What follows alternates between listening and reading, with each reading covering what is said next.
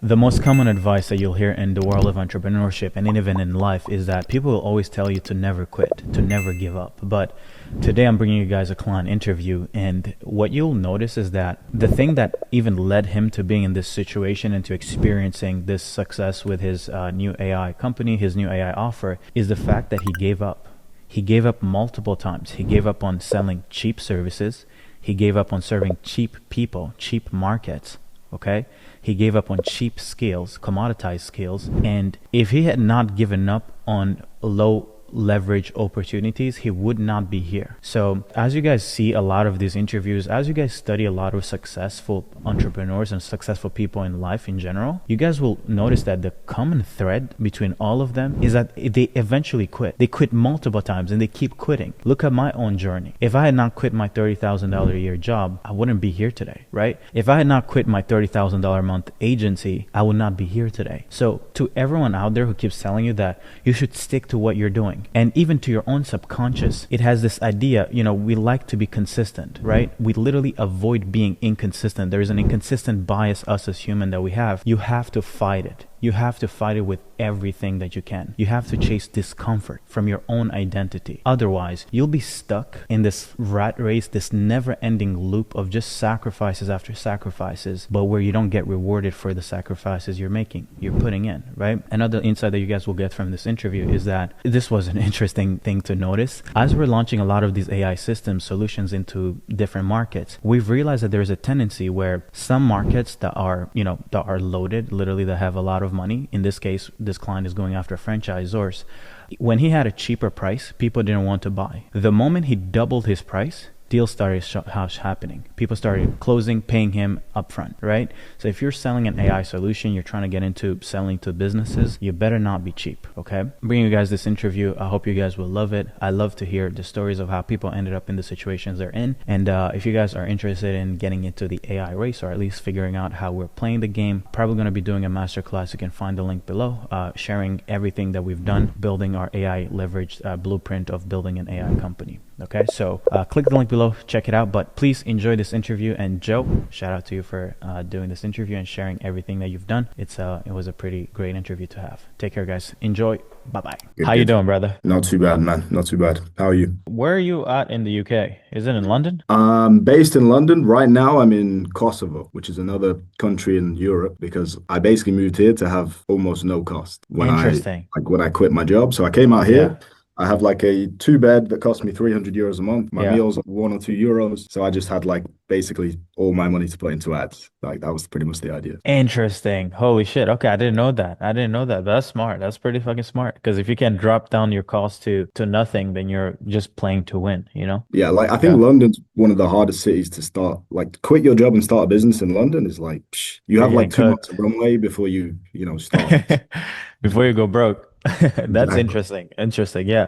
So I wanted to kind of like do this interview. You just launched recently. You just had your first wins. And I think the most valuable thing that we can, give to people and to the audience is mainly like the mindset that first of all, what made you actually go all in, right? And then the next thing is not just what made you go all in, but then once you actually started seeing results, like what kind of perspective shift you had, right? Because I Mhm. think if we can kind of like lock in on those two things, then everything is kind of like then is just a win-win, you know? Yeah. But we can maybe start with your story. Like, where are you from? Where are your parents from? Let's talk about that. Yeah, my dad is Jamaican and my mum is English. So I'm like 50-50 between the two. Both of them grew up in England. But yeah, I've got like one half of the family Jamaicans, immigrants came over in the 50s to the UK, Mhm. and the other half are like kind of working class English people who've been there probably hundreds of years. Sick, sick. And then how did everything evolve? Like, went to school? Did you go to college? Did you go to uni? What happened? Yeah, so I wanted to be, well, when I was younger, I wanted to be an athlete. That lasted a little while, but I basically ended up studying exercise science at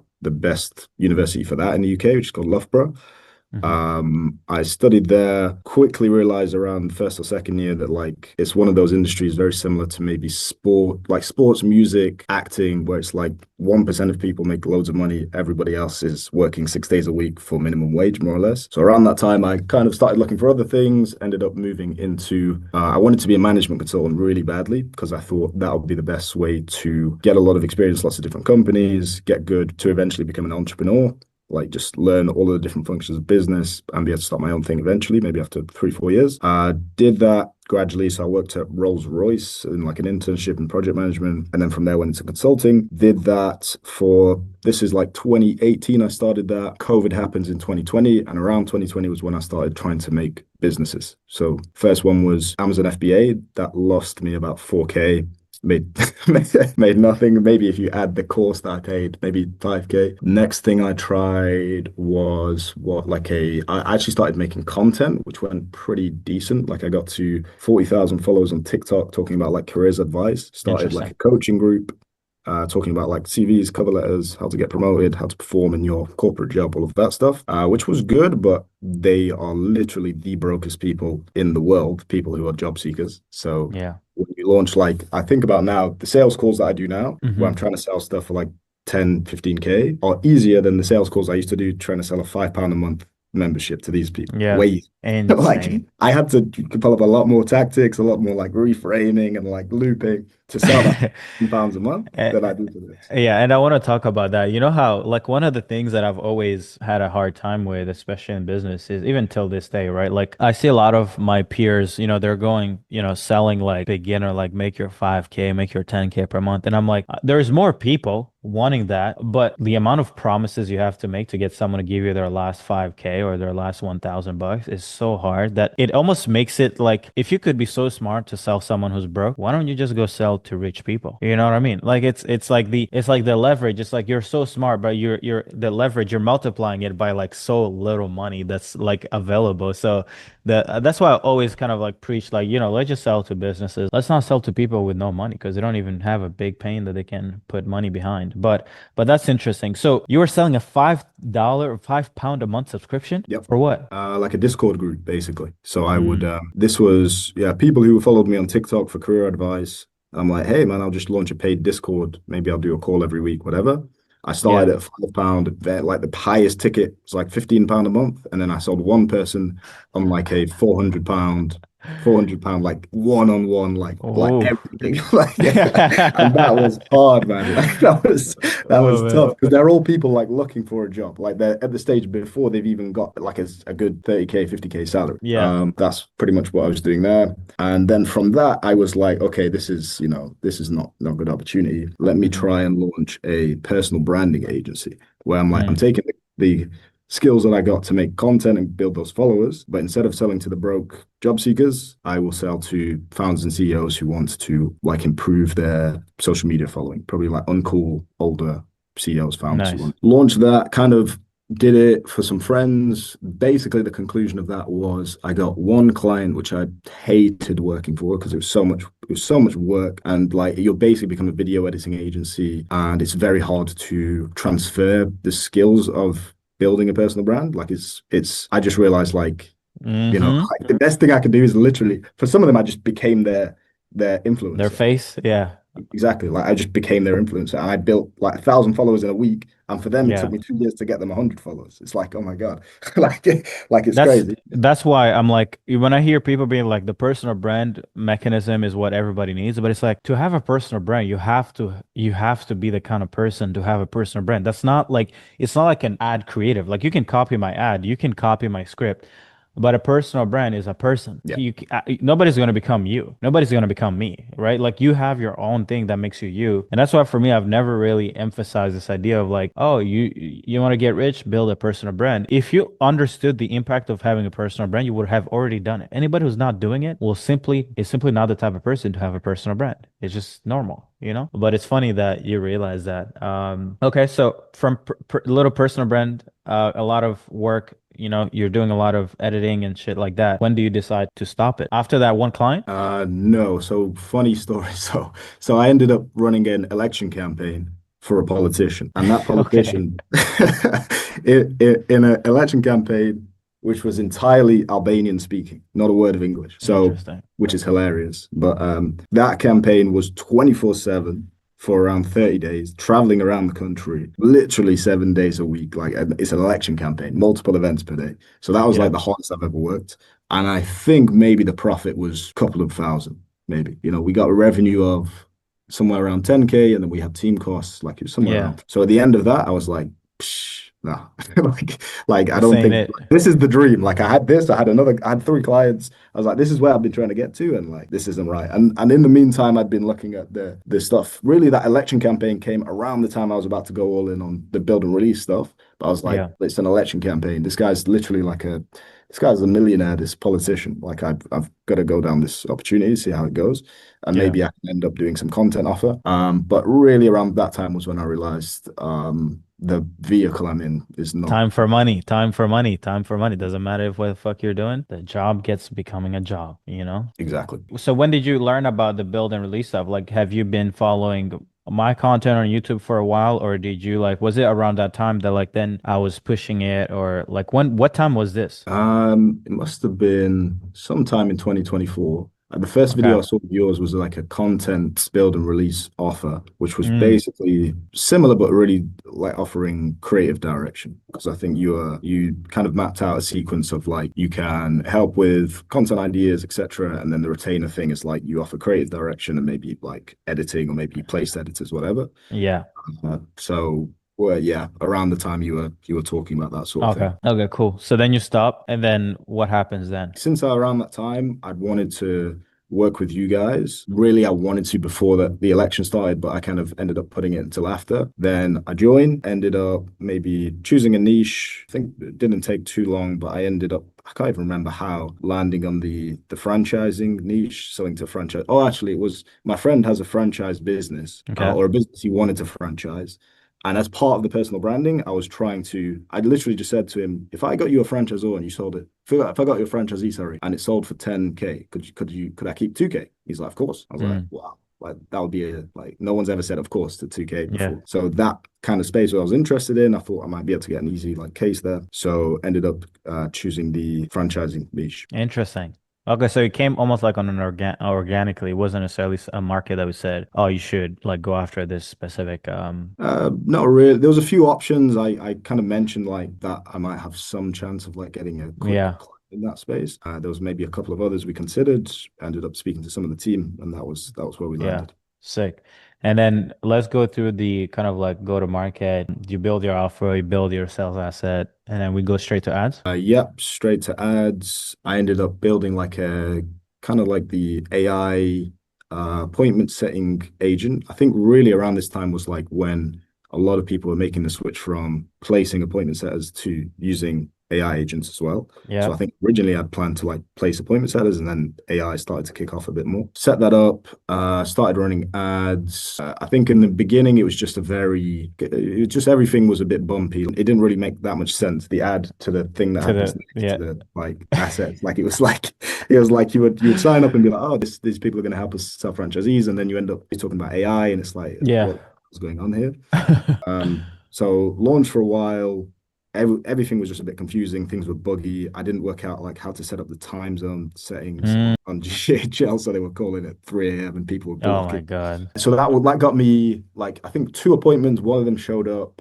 A couple of them were like, "Let's go ahead. This is amazing," and then disappeared. Yeah. Unbelievable to me. I'd never experienced that before. Someone like, saying, "Let's go ahead," and then disappearing. Then I basically stopped it, changed about 10 different things, launched again, and then appointments just started flying in. What, And so what did you change? Like, so let's kind of like for people who are listening to this who've never maybe launched their first ever funnel with an offer.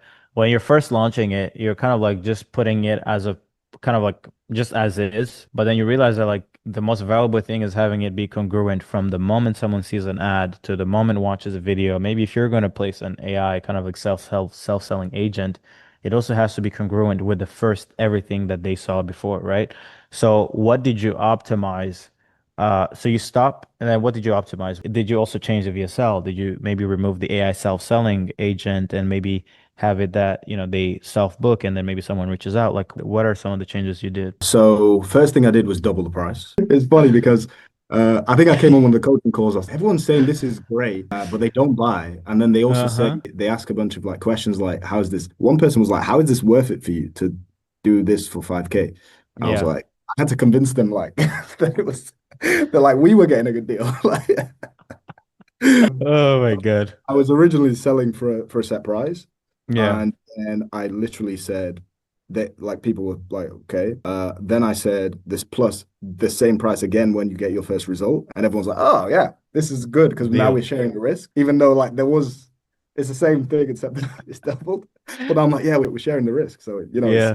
they're like, yeah, it makes sense because they're in a world of selling stuff for like 50K. They're like, oh, this is a small investment. It's only a quarter of a million. So we're after entry Yeah. level. So for me, selling stuff for 5K is like, it doesn't really Come add on. up. Yeah, it Well, almost doesn't feel real, right? And I think this would be a great point.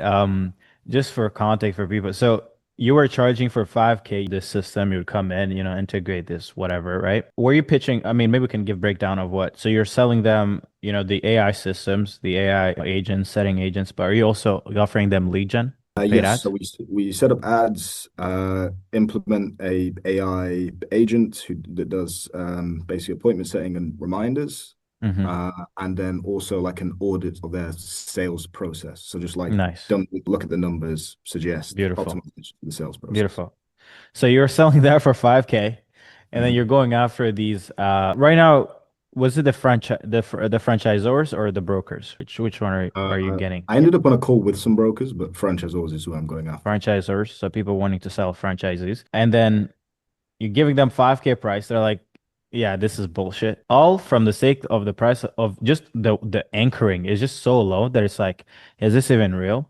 And then you change up the positioning of pricing. You're like, hey, normally the way we're gonna do it, since it's risky and this is a new relationship, you pay us 5K up front and then 5K when we get you the first set of, results, right? Exactly. And then people are like, oh yeah, this sounds like a good deal. Because it's less risky. Isn't it crazy how positioning, how you could only need to change something, but just the way you position it changes the value of the thing, even if the thing itself doesn't change. Yeah. So I think anchoring price and changing price is probably the highest, is the lever that increases the perceived value of what you're giving away without changing the thing. So it's really impressive. And then, so what happens? I think it's by what happens when you put that price out.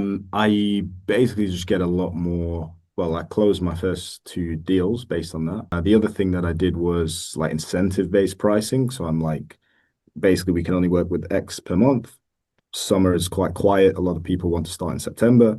If you want to start by the end of this month, then we're doing it for, at the time I was saying 12K, and we're doing 10K if you want to go ahead with it this month, Mm, basically.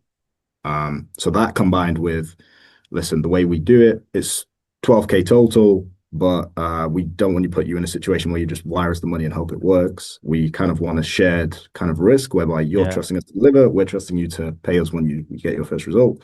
So we do Mhm. half up front, we do half at the end. And also, if you want to go this month, which is like 7 days left, then we're actually doing it for 10K. So if it's 2K immediate discount. thing, so that Nice. combined with that has got me my first two deals. That's Um, crazy.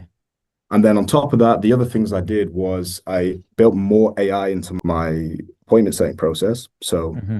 when someone fills out the lead form, they give me the name of their business and their business website. And then the AI scrapes their website, sends them an email saying, hey, I just looked at your website, X business. It looks like you're doing interesting things in the X business. Yeah. Now, this week's particularly good for me to have a call, book in here. And, that got me a lot more calls. Interesting. From the leads that came in that didn't necessarily self-book. Exactly. Yeah. I love it. I love it. I love it. I love it. And you've been in the game of trying to start online businesses. How do you feel like, because you're using the thing you're selling or yourself, right? How, I don't know how to ask this question. How much do you think AI has made it easy to kind of like convert attention and leads into appointments? Even with that simple kind of like audit before you don't need a setter type of process. Yeah, definitely a lot easier. I think if you're like I haven't experienced having like a employee do it. I have friends who have like sales. I have a friend literally across the way who has a team of like 6 people basically doing this what my AI agent is doing. All of them are pretty amazed. They're like, you've doing this, you've done just as a one person business. Yeah. You've essentially got what they have is a media buyer, 6 salespeople, and then a closer who does like in-person stuff. And I was like, they before I started, they're like, you're like, that's a lot of different roles, man. That's advertising, that's setting, that's closing, that's everything. Yep. Combined with an AI agent, it's just like basically my role is check the calendar, turn up to the calls. Mm-hmm. That's basically what it's been in the first phase. So Yeah. And so what have you learned kind of like dialing in this thing? Because now it's like all you do is make sure the ads are, I guess, you work on the ads, you spend the money on ads, you show up, you get make sure you have the AI converting these leads into appointments, and then you show up for it to close. Has this shifted your perspective around business, around maybe having a certain level of control? How compare this to other maybe ventures you've started before? yeah, I think it's just like the perspective that always resonated with me, and it's kind of how I explain things on the sales calls as well, is just like the first principles of lead flow, appointment flow, deal flow. Just thinking about in those terms has simplified everything. And like Yeah. the even like when you inquire about joining CA, one of the questions is like, how many sales meetings are you having per week? And it's like, for me, in any of the businesses, zero per week. Mm. What do you mean? What about per month, per year? What do you mean? Whereas Yeah. now it's like, okay, you're at any point in your business, you have a bottleneck. It's either volume of leads, it's cost of leads, it's volume of appointments, it's cost of appointments, it's show up rate, it's close rate. And you can look at that on a weekly basis and say, okay, the thing that's holding back is this. What's the one thing, 3 options I can try? Which one am I going to pick for this week? Let's implement it. And Yeah. doing that allowed me to then, like, everything was going, like, wasn't working basically when I first launched. I can make a bunch of changes, try a bunch of experiments, talk to the team. And, even that kind of was really more of a shortcut. Most of the stuff I've talked about was like suggestions from the team, like the price, the closing stuff, all of that was suggestions from the team. Yeah. And you can just like scientifically solve for the thing that you are trying to solve for. So, whereas before it was like, I don't know, it was just a lot more activity, more all these like random different ideas of like how we can get clients. And now it's just very simple. It's very like scientific. Yeah, I think one of the things that at least I learned from me from my journey in business is that at a certain scale, there's no difference between a 100K a year business and a 100K a day or a 100K an hour business. It's just also all about throughput, right? And the thing that kills a lot of people who are maybe starting out in business is one, they're super emotional. Things happen in their business. They don't make money this week, this month, and they're like, oh, let me go find the newest tactic to try to solve this problem. And then it's just like every time that they don't get a good output, it's always leads to an emotion. Then that emotion leads them to wanting to do new shit. But it's like they don't realize, like, oh, you actually don't even know your business. You don't even have a system where you can find different kind of like bottlenecks. You literally don't even have the luxury of knowing what's broken. So every time anything anywhere breaks, it's like, oh, this whole thing needs to change. My business needs to change. My offer needs to change, right? But that's interesting. So where are you planning to take things in this market? Like, have you started already thinking about like, stage two? Where are you trying to scale this? What's your plan now? Yeah, so I think phase one, if you could describe it, is just like selling a bunch of these. I think Yeah. there's plenty of opportunity. We've got to the point of being able to get people in. I Yeah. think as we get better results and increase confidence in the like ability to deliver and maybe find the pocket of franchising that we get best results because there's a lot of different types and industries that will help us. The next thing after that, I think, is couple of things. I think long term, one very interesting thing could be acquiring franchisable businesses. Because if you Mm, imagine like getting a type of business that's priced at the rate of an individual unit, and if you know how to get franchisees and you can kind of just send it through the legal process, then you've got a very different type of business, one that's a lot more scalable than maybe the original founder had it as. yeah. Um, and then the other thing is, the people who are making a lot of money in the industry is brokers because, they'll sell at like 30K per deal, 50K per deal in some cases. So if we can get to the point where we're using more efficient methods than them, then maybe there's something we can do on that side in terms of basically acting like a more modern AI enabled broker. Yeah. Yeah. Because that's where the money is. Like, because we have another client too in this market, and the insight we had is we ended up actually looking down because we're selling to franchisors and we looked at who actually gets them leads. I didn't know that traditionally they don't even fucking do anything in their business. They just have brokers who go find the leads and then will essentially hand them these leads and they get a piece of the licensing fee. We looked at one case study. I think it was like it was given. I think we researched it up.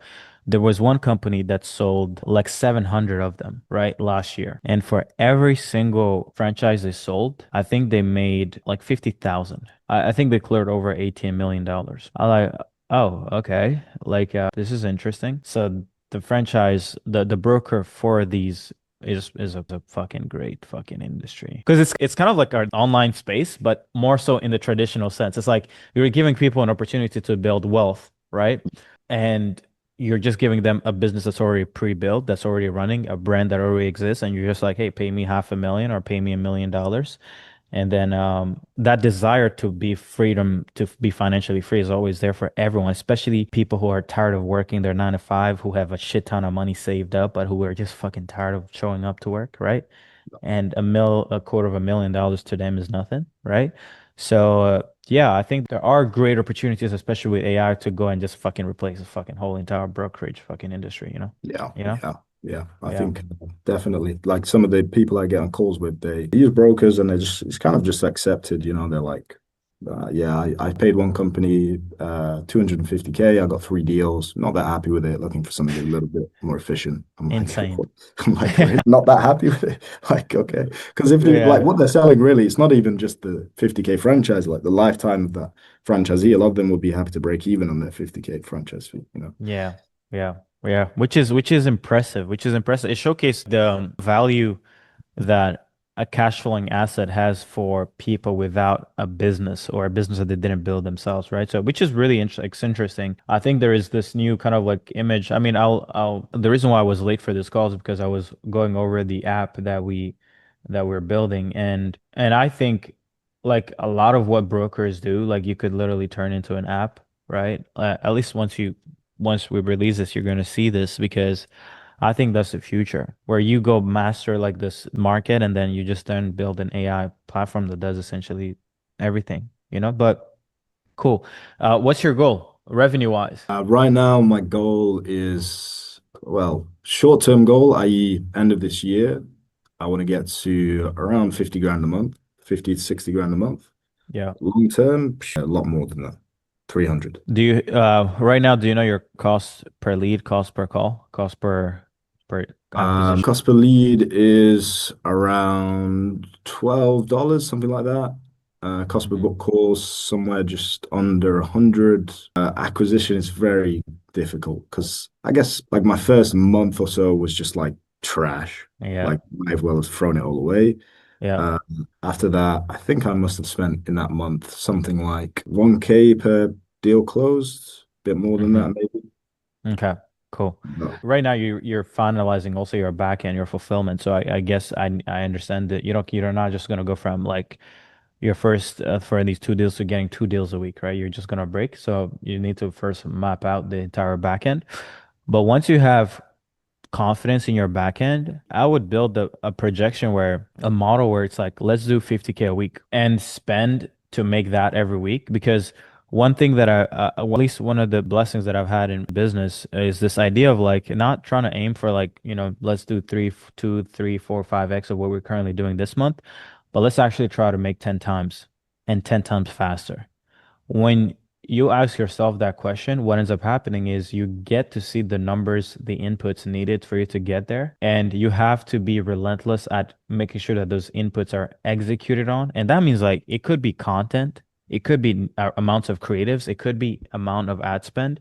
It could be maybe you're going to need to remove yourself from selling. FYI, that would be one thing that I would highly think about because you are going to be the only reason why you don't get to 50K, 100K per month, it's not going to be the opportunity. You've already validated that businesses are willing to pay you 10 grand for this system. It's now, okay, you need to step into your second version of you where it's like you have the founder that validates the thing, and then you have the founder that actually scales the shit out of the thing. But yeah, I think you can lock it in, man, you know? Yeah, for sure. Yeah. But anything that you would love to maybe live or share with maybe the you who was starting out, maybe who was still commoditized, selling, content, personal brand, maybe who even did e-com. Like, what are the top three lessons that you would give yourself now that you kind of like have entered this more controllable kind of like a vehicle? Yeah, I think the first lesson is just like that it's as easy, if not easier, to sell things for 5, 10K as it is to sell them for $5, $10. So that like if I knew that, then I definitely would have focused a lot more on like just increasing price. Like just the lever of increasing price is so powerful. Yeah. Even now, like 5, 6K is the price that I'm doing while I'm still getting like delivery results and like testimonials and things, it's going to be a lot more than that. And even now, if I increase it by 1,000, people don't notice. They're like, in their head, it's the same range. Yeah. Going from 5K to 6K, it's like, okay, it's in that range. Whereas like going from $10 to 15 on the thing that I was doing e-com or the thing that I was doing as a membership is like groundbreaking. It's like, nah, that's out Yeah. of budget all of a sudden. So I think focusing on areas where you basically have leverage where you can, with your resources, with your skills, with the systems that you have, result in like 10 times that amount of value for a customer looking Hmm. for those opportunities rather than areas where you're like, I can help somebody add 5K a year to their salary by getting a promotion or whatever. Yeah. And then from there, I would say just like that first principles pipeline of like, if you want a consistent flow of deals, you need a consistent flow of appointments. If you want a consistent flow of appointments, you need a consistent flow of leads. And just having that pipeline set up, focusing on the weak point of that pipeline every week. Yeah, I think the first one is so important. And I think it also goes back to if you're going to solve a problem, just solve a problem for richer people. Because if you do that, you don't need to be better. You just need to do it. You do the same thing that you're begging people without money to do it for them, and they're complaining about every single price. Just do it for the people with more money, and you become more valuable by default, right? Which is interesting. But yeah, man, I'm excited. I'm excited. I'm excited to see you kind of like cook in this market. And let's go to Cape Town this winter and then but you have to hit that 50, bro. You have to hit 50. It's going to You happen. have to hit 50. And you got to do it. It's like you're already almost there. So it's like it's just now a matter of inputs and just like locking in and making sure the conversions sustain at scale. But then let's just, let's go shoot this little pod in person. I think would be really Let's do it, sick. man, for sure. Yeah. But no, I appreciate you, man. Yeah, let's get to work. But thank you for Awesome. doing this, bro. No worries, man. Thank you. Cool. Appreciate you, bro. Speak soon. Okay, man. Take care. Bye.